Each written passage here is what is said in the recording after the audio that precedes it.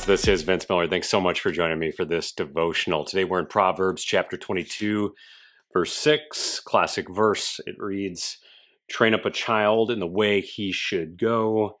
Even when he's old, he will not depart from it." So whether you like it or not, we are being trained all the time. Daily, our minds are being filled with ideas dispersed by our devices. And many of the people on the other side of these devices have belief systems founded on cultural constructs, not God. Thus, we're being trained by them, right?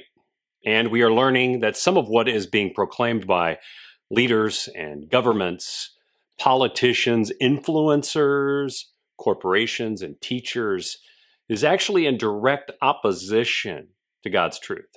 And if we're not discerning, we may end up adopting beliefs and behaviors that oppose God. But there is a way ahead, and we can do something about this. And the answer is not to do more complaining. We have enough of that.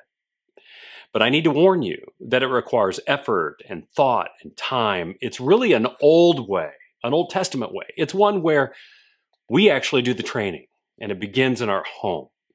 This means we as men have to take up our role as leaders, and we have to teach at home during those formidable years. We must impart godly wisdom at all times and everywhere. And gentlemen, this is our job.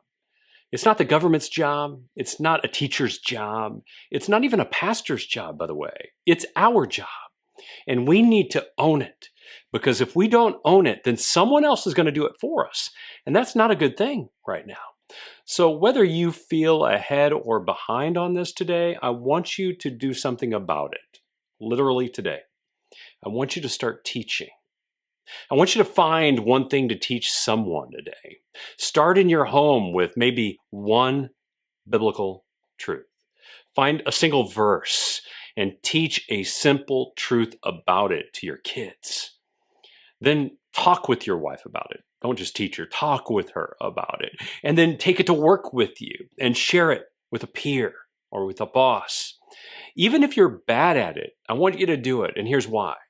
Simple truths have an impact, especially God's truth.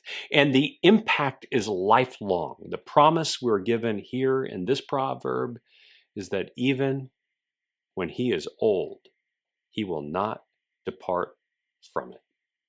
And gentlemen, that's how we change a culture. One man teaching another, one at a time. I love you, fellas. Be blessed today. Share this truth with someone you know. It is a direct application of what we're talking about today. And with that, I'll see you right back here again tomorrow.